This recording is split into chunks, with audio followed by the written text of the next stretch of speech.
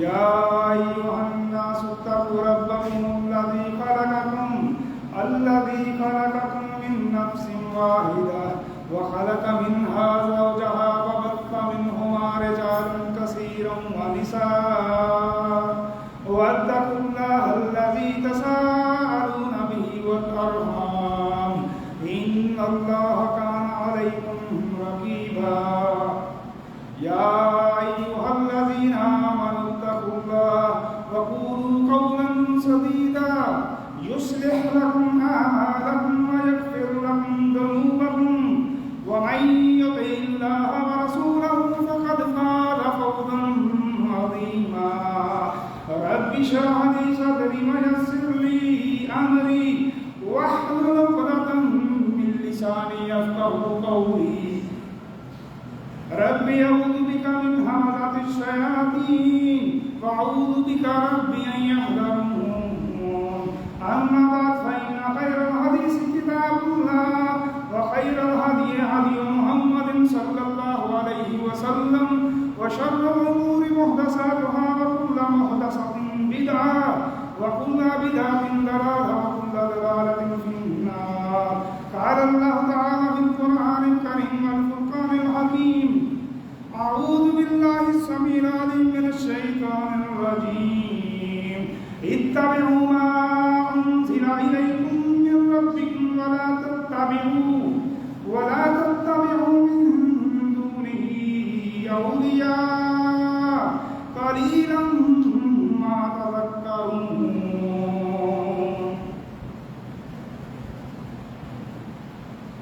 حمد و ثنا کے بعد اللہ رب العزت وہ انسانیت کو ایک نصیحت فرماتے ہیں کہ لوگوں اتباع کرو اس چیز کی جو تمہارے رب کی طرف سے نازل ہوئی ہے اور رب تعالیٰ کو اللہ تعالیٰ کو چھوڑ کر من گھڑت سرپرستوں کی اتباع نہ کرو. تم لوگ بہت ہی کم نصیحت پکڑنے والے ہو.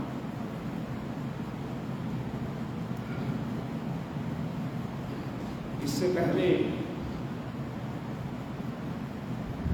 دو خطبات ہو چکے حدیث جبرائیل کے حوالے سے.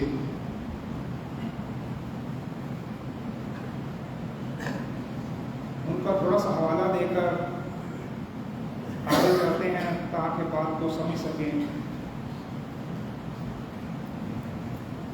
اسلام کے بارے میں، ایمان کے بارے میں پچھلے خطبے میں بات ہوئی تھی کہ اس سے کیا مراد ہے. وہ وضاحت میں نے کی دلائل کے ساتھ. اسلام اور ایمان جب ایک ساتھ ذکر ہوں تو اسلام سے مراد شریعت کے ظاہری امور وہ مراد لیے جائیں گے جیسا کہ حدیث جبرائیل کے اندر ذکر ہوئے تھے. گواہی دینا، نماز ادا کرنا، روزہ، زکوٰۃ، حج اور دیگر امور جتنے بھی سارے کے سارے جو ظاہری امور ہیں وہ سارے اس میں شامل ہیں. اور ایمان سے مراد باطنی امور جیسے حدیث جبرائیل کے اندر بیان ہوا. اللہ تعالیٰ پر ایمان، اس کے فرشتوں پر، اس کی کتابوں پر، اس کے رسولوں پر، قیامت کے دن پر، تقدیر پر، اور بھی جتنے بھی دیگر جو امور باطنی امور ہیں.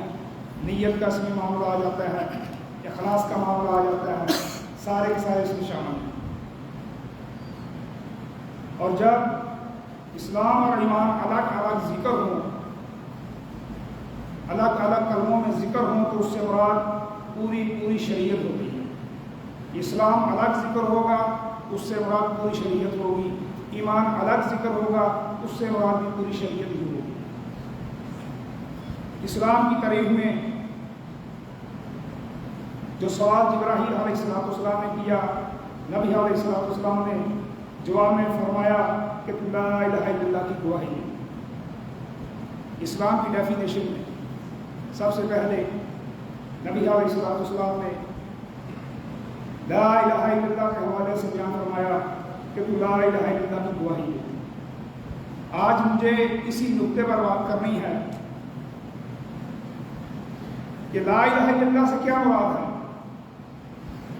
اس سے مراد میرے بھائیوں ایک اللہ کے علاوہ کوئی سچا الہ نہیں ہے، یہ اس کا مطلب ہے، اور اسی مطلب کو میں لے کر انشاءاللہ آگے چلتا ہوں۔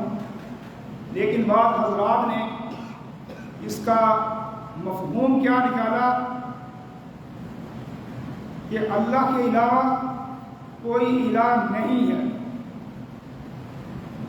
مطلب اللہ کے علاوہ کسی اور الہ کا کوئی وجود نہیں، اللہ تعالیٰ کے علاوہ کسی بھی الہ کے ایسے لوگ قائل نہیں ہیں، مطلقاً وہ انکار کرتے ہیں اس بات کا کہ اللہ کے علاوہ کوئی الہ نہیں ہے۔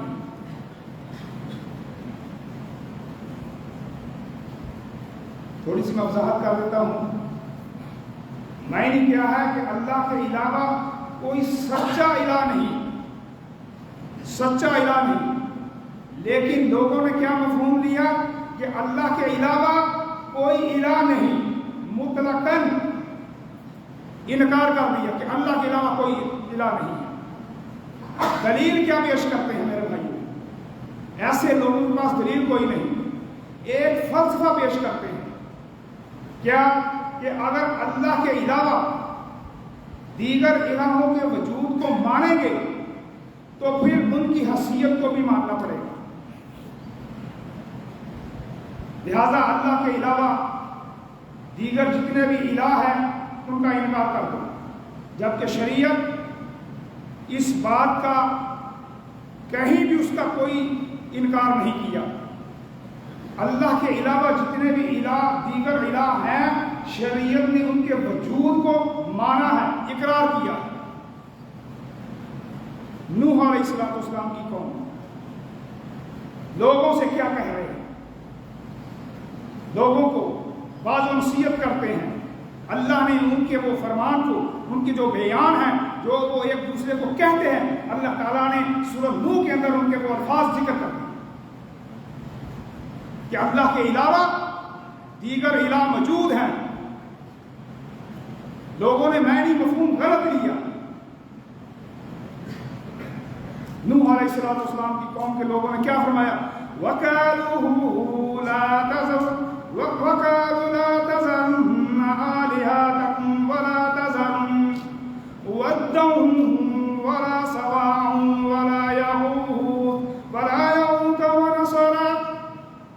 یہ نوح علیہ السلام کی قوم کے جو لوگ ہیں ایک دوسرے کو نصیحت کر رہے ہیں۔ کیا نصیحت کر رہے ہیں؟ کہ لوگوں اپنے الہوں کو نہ چھوڑنا، اپنے الہوں کو نہ چھوڑنا، اپنا الہ اس کے علاوہ پھر وہ نام لے کر کہتے ہیں کہ تم نہ چھوڑنا، ود کو نہ چھوڑنا، سوا کو نہ چھوڑنا، یعوث کو نہ چھوڑنا، یعوق کو نہ چھوڑنا اور نسل کو نہ چھوڑنا۔ ان 5 الہوں کے علاوہ بھی ان کے الہ تھے، لیکن انہوں نے ان کے نام لے کر کہا کہ ان کو کبھی بھی نہ چھوڑنا۔ میرے بھائیوں، نوح علیہ السلام کی یہ سارے کے سارے جو نام لیے گئے یہ ان کے الہ تھے۔ لوگوں میں ایک اللہ کے علاوہ دیگر الہوں کا تصور جو ہے وہ موجود رہا ہے، ان کا انکار نہیں کیا۔ ابراہیم علیہ السلام، آپ نے وہ واقعہ سنا ہوگا، باپ بت پرست، بت میکر، بتوں کو بنانے والا، بتوں کو فروخت کرنے والا، بتوں سے تقرب حاصل کرنے والا ابراہیم علیہ السلام اپنے باپ سے کیا فرماتے ہیں؟ وَإِذْ قَالَ إِبْرَاهِيمُ لِأَبِيهِ آزَرَ أَتَتَّخِذُ أَصْنَامًا آلِهَةً إِنِّي أَرَاكَ وَقَوْمَكَ فِي ضَلَالٍ مُّبِينٍ۔ اے ابا جان، کیا فرماتے ہیں کہ اے ابا جان، اے میرے باپ آزر، میں تجھے دیکھتا ہوں کہ تو بتوں کو الہ بناتا ہے، بتوں کو الہ تصور کرتا ہے۔ بے شک میں دیکھتا ہوں کہ تو اور تیری قوم پوری گمراہی کی۔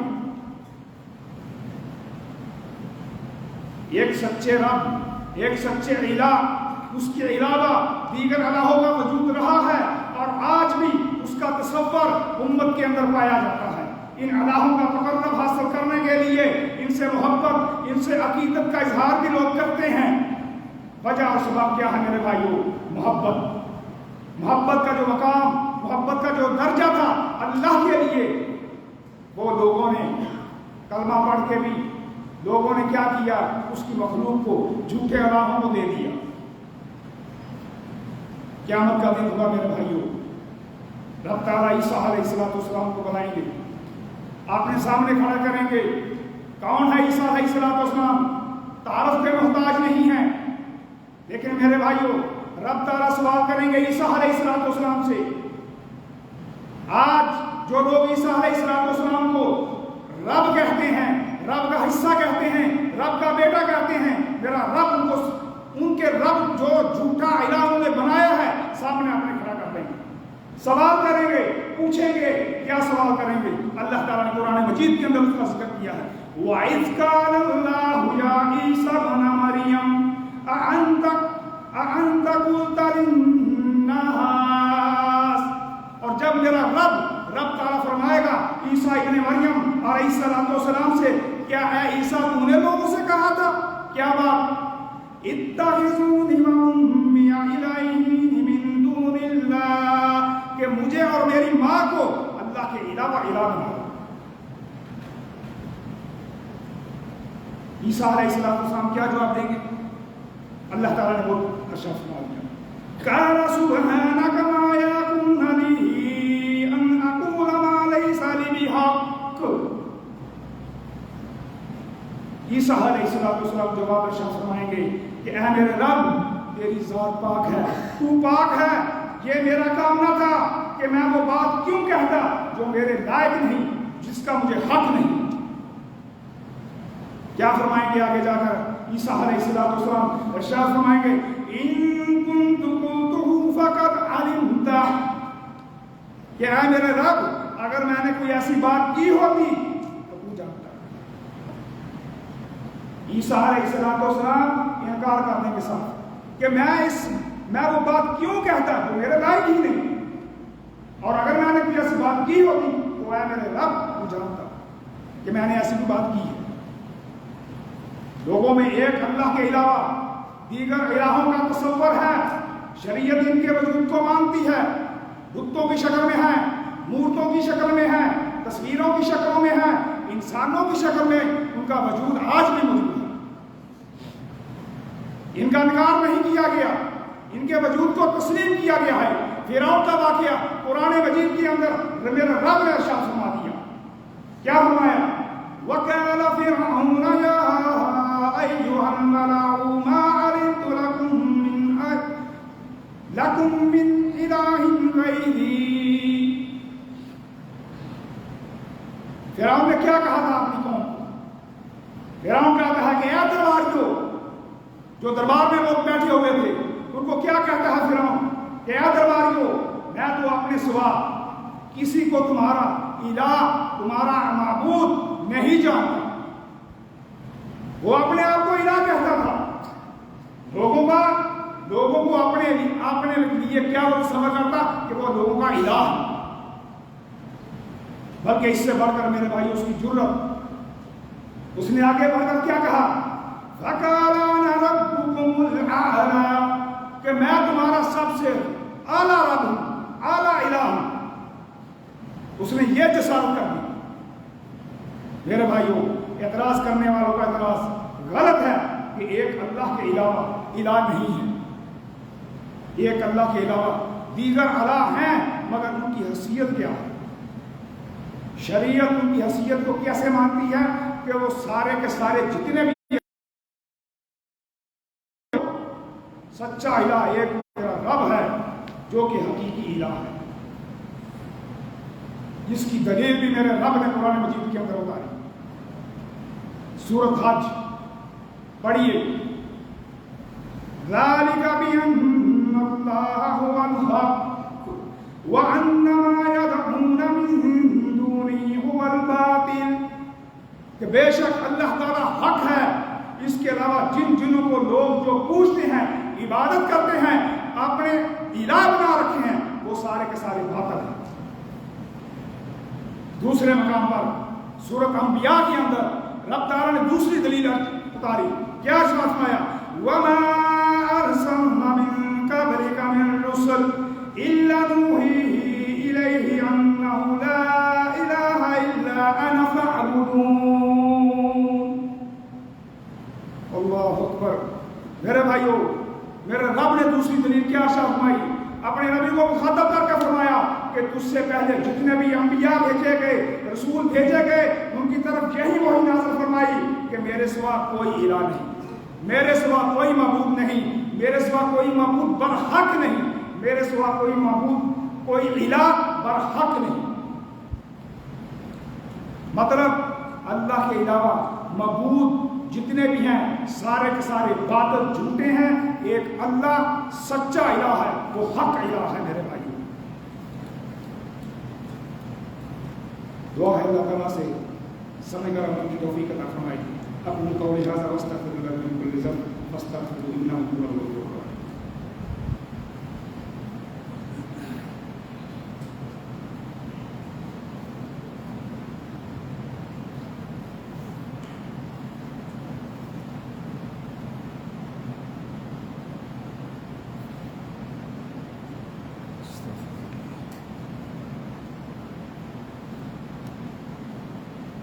الحمدللہ رب العالمین والصلاة والسلام علی امام المرسلین نبینا محمد صلی اللہ علیہ وعلی آلہ وصحبہ ومن تبعہم بإحسان الی یوم الدین۔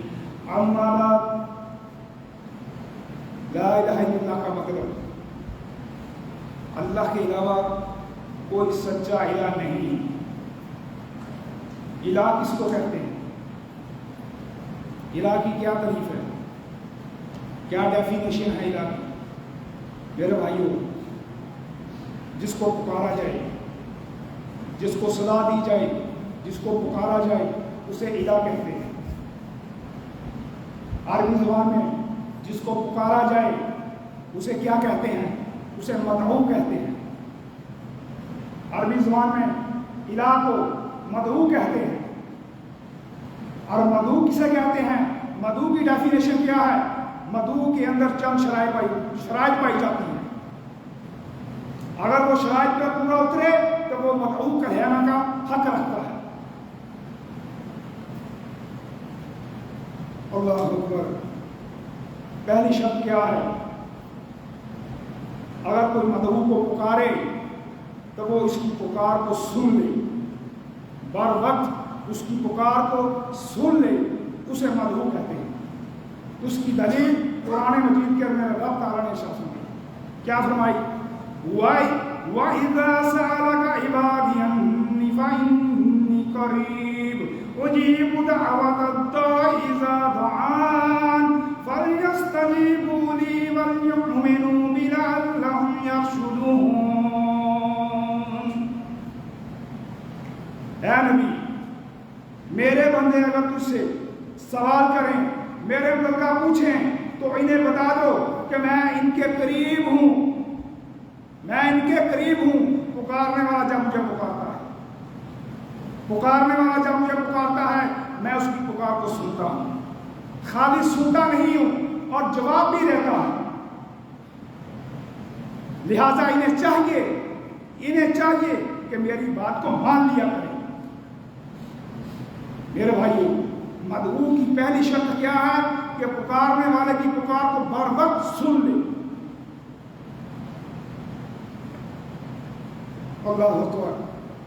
مدعو کی پہلی صفت کیا؟ کہ پکارنے والا جب پکارے تو مدعو جو ہے اس کی پکار کو سن لے۔ اور یہ صفت ایک سچے الہ کے اندر، ایک سچے مدعو کے اندر، اس کا نام اللہ تعالیٰ ہے۔ میرے بھائی، جو اپنی مخلوق کی تمام مخلوق جو ہے ان کی سنتا بھی ہے، انہیں جواب بھی دیتا ہے، چاہے وہ انسان ہو، چاہے وہ جانور ہو، چاہے خشکی کی مخلوق ہو، چاہے میرے بھائی سمندر کی مخلوق ہو، وہ سب کی سنتا بھی ہے اور ان کا جواب بھی دیتا ہے۔ مدعو کی دوسری شرط جو مدعو کہلانے کا لائق ہو، حق رکھتا ہو، میرے بھائی اس کے لیے دوسری شرط تو یہ ہے کہ وہ جو پکارنے والا ہے اس کے حالات سے بھی واقف ہو۔ ہم سب جب آپس میں گفتگو کرتے ہیں، بات کرتے ہیں، ایک دوسرے کی بات کو جب آستگی سے بات کرتے ہیں، ہم نہیں سن پاتے، سوال کرتے ہیں، میرے بھائی میرے محترم آپ نے کیا ارشاد فرمایا، ذرا دوبارہ ارشاد فرما دیے، میں نے نہیں سنا۔ لیکن میرے بھائیو، اس رب کو کوئی دل سے بھی اگر کوئی پکارتا ہے تو وہ اسے بھی جانتا ہے، اسے پکارنے والے کے حالات سے باخبر میرے بھائیو رہتا ہے، ہر وقت باخبر رہتا ہے۔ یونس علیہ السلام، آپ نے سنا وہ واقعہ قرآن مجید کے اندر، متعدد سورت کے اندر ان کا واقعہ نقل ہے، کچھ حصہ سورت قلم کے اندر، کچھ سورت الصفات کے اندر، کچھ سورت البینات، سورت انبیاء کے اندر میرے بھائیو یونس علیہ السلام کا وہ واقعہ موجود ہے۔ یونس علیہ السلام مفہوم ہے، مختصر کر کے بیان کرتا ہوں کہ یونس علیہ السلام بستی سے نکل کر کشتی میں سوار ہوتے ہیں، قرآن اندازی ہوتی ہے، قرآن اندازی کے ذریعے نام نکلتا ہے، سمندر کے اندر پھینک دیا جاتا ہے، یا خود چھلانگ لگا دیتے ہیں، مچھلی کے پیٹ میں چلے جاتے ہیں، مچھلی کے پیٹ میں چلے جاتے ہیں میرے بھائیو۔ وہاں پر کیا کہتے ہیں میرے بھائیو، وہ سچے مدعو کو پکارتے ہیں، کیا کہتے ہیں میرے بھائیو، لا الہ الا انت سبحانک انی کنت من الظالمین۔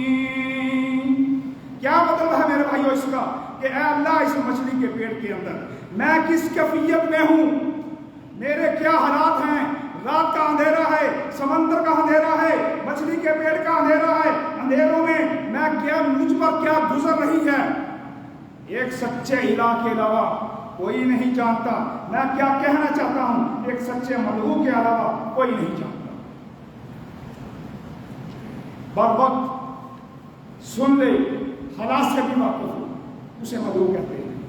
مدعو کسے کہتے ہیں میرے بھائیو؟ مدعو کی جو تیسری شرط ہے وہ مدد کرنے پر بھی قادر ہو، مدد کرنے پر بھی قادر ہو۔ اس نقطے کو واضح کرنے کے لیے آئیے قرآن مجید کی سورہ یوسف کا مطالعہ کرتے ہیں، جس کا مختصر مفہوم میں آپ کے سامنے رکھتا ہوں۔ یوسف علیہ السلام بند کمروں میں ایک کے پیچھے ایک کمرے موجود ہیں، یوسف علیہ السلام موجود ہیں۔ برائی کی دعوت دینے والی نے برائی کی دعوت دی، اپنے آپ کو پیش کیا۔ میرے بھائیو، یوسف علیہ السلام نے کیا جواب دیا اس کو، دعوت دینے والی کو؟ اس کی دعوت کو کس بات کے ساتھ ٹھکرایا کہ میں اپنے مالک عزیز مصر کے احسان کو فراموش کر کے ہرگز اس کے ساتھ خیانت نہیں کروں۔ اتنی بات کہی اور دروازے کی طرف قصد کرتے ہیں، دروازے کی طرف قصد کرتے ہیں۔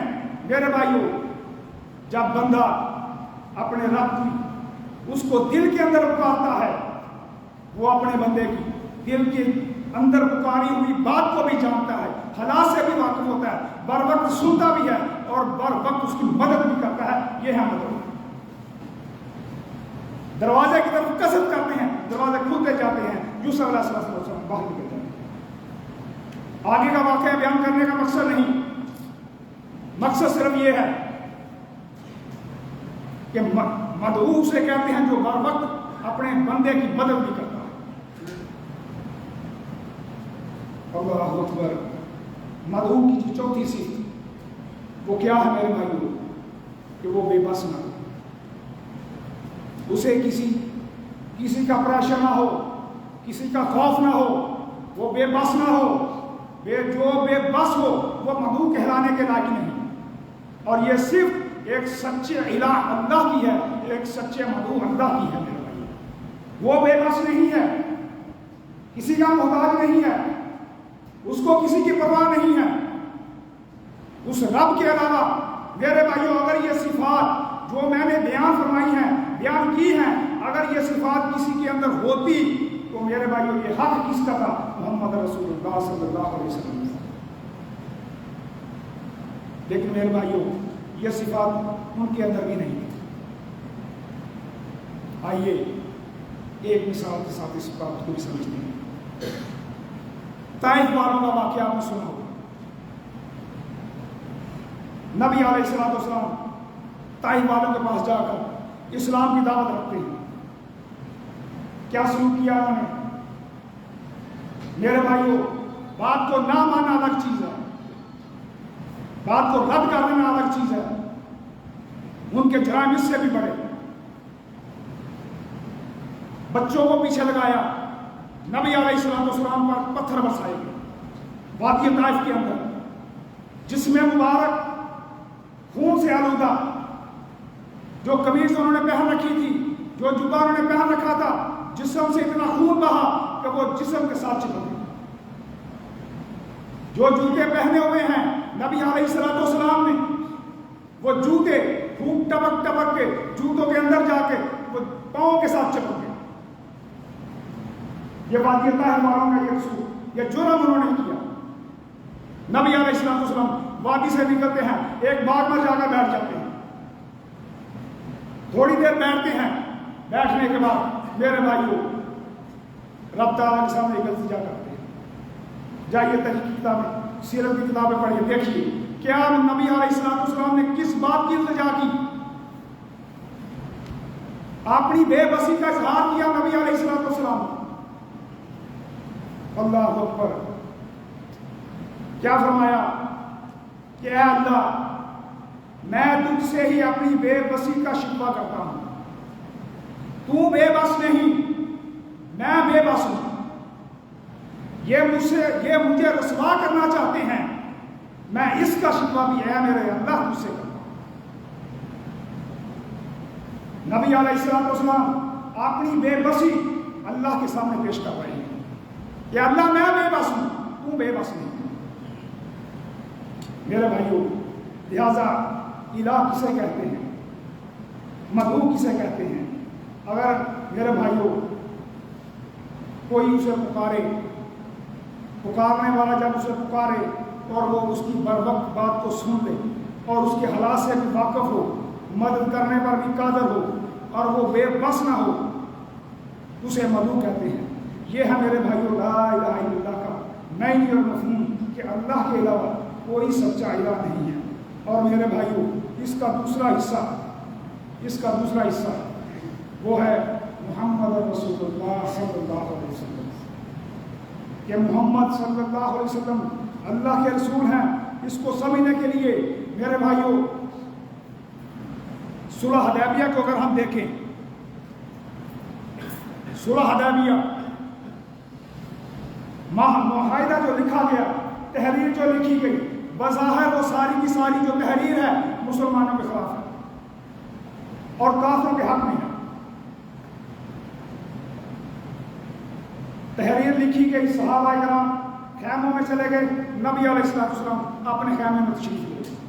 سیدنا عمر رضی اللہ تعالیٰ عنہ نبی علیہ السلام سے اجازت طلب کر کے جا کر کہتے ہیں، اے اللہ کے رسول، 3-4 سوال کرتے ہیں کہ اے اللہ کے رسول، کیا ہم حق پر نہیں؟ کیا ہمارا کافر جو ہے وہ گمراہی پر نہیں؟ کیا وہ کفر پر نہیں؟ ہمارا دشمن کفر پر نہیں؟